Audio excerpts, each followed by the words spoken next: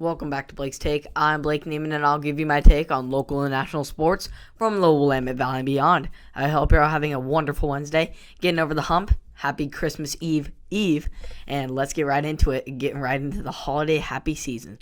Starting off with some pretty bad sports news today. Starting off in the NFL with the Washington football team finding quarterback Dwayne Haskins $40,000 for removing him from the role of team captain permanently.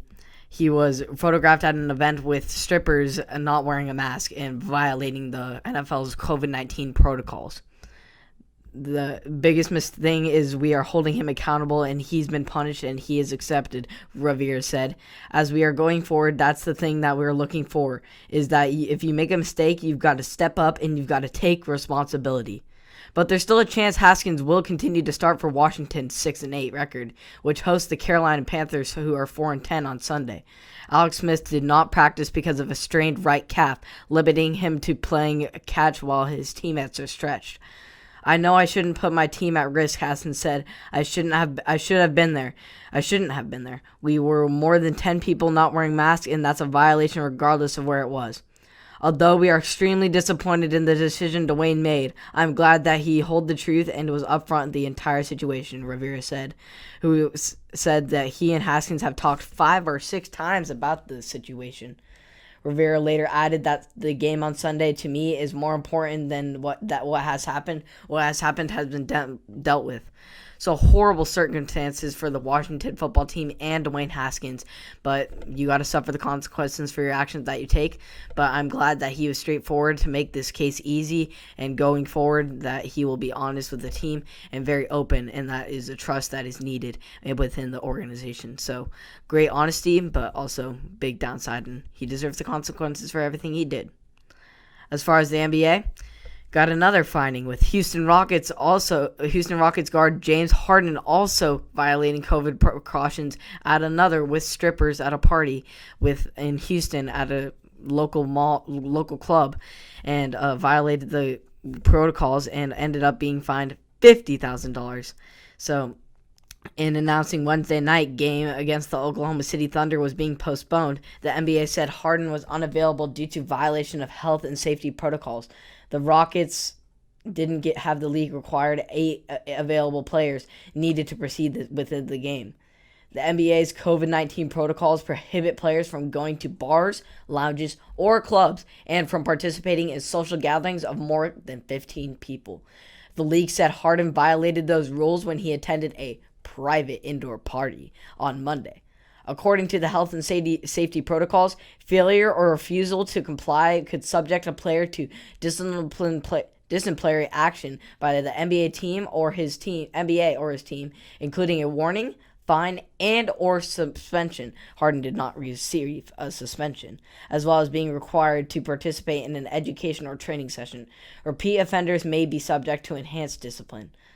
So unfortunate circumstances for both of these teams, the Washington football team and the Houston Rockets, both of their organizations losing key players for decisions they really shouldn't have made, and are putting American lives at risk. And just the safety is so important in our society right now. We all hate this quarantine stuff and don't want to wear masks and don't want to do this, don't want to do that. But we have to if we're going to make it out of this. And so these people, we need to eliminate circumstances and situations like this so we can start getting back to somewhat of a normalcy.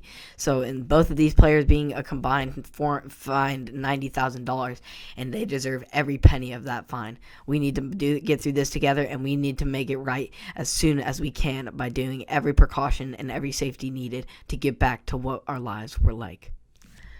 As far as other more positive NBA news, though, the Brooklyn Nets defeated the Golden State Warriors last night 125-99. Kyrie Irving led all scorers with 26, while Stephen Curry gave the Warriors a fighting chance with 25 points and 10 assists to try and fight in this game. However, the Nets were obviously too overpowering with Kyrie and KD in this game, and ultimately got the win over the Warriors and KD's little redemption, I guess. But 2 elite teams and elite players that we can continue to see, and I'm excited to see how they turn out and what kind of action and big plays they'll bring this season. As far as the other opener, the LA Clippers actually defeated the reigning champions Los Angeles Lakers on their opening night, 116-109. Paul George definitely fixed his jumper in the offseason, with him scoring 33 points. Big increase since playoff P. Playoff P last year was not 33 points a game.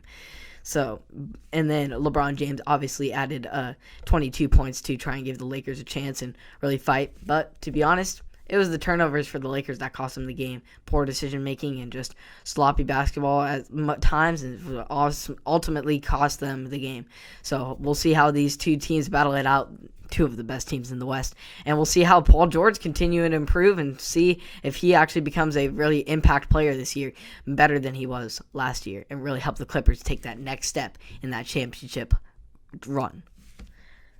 As far as local sports, the Oregon State men's basketball team beat the Portland State basketball team, but only by a slim margin. I believe it was a very tight game. It was within like 6 points. It was a back-and-forth battle with Zach Rykele leading the way with 15 points for the Beavs, while James Scott led the Vikings with 16. But it was just a back-and-forth basketball game, really defensively dominated. But ultimately, the Beavs get the win, and we improve to over 500, 4-3. But we're going to have to make some seriously improvements if we're going to want to compete in this competitive Pac-12 division. So we'll see what the Beavs do to make improvements and try and better their chances of getting some key Pac-12 wins in an attempt to win this Pac-12 tournament and make an appearance in the NCAA tournament. So thank you for tuning in to another episode of Blake's Take. I appreciate you all who support on Apple Podcasts, Spotify, and or YouTube, and I will see you all tomorrow. Have a great rest of your night.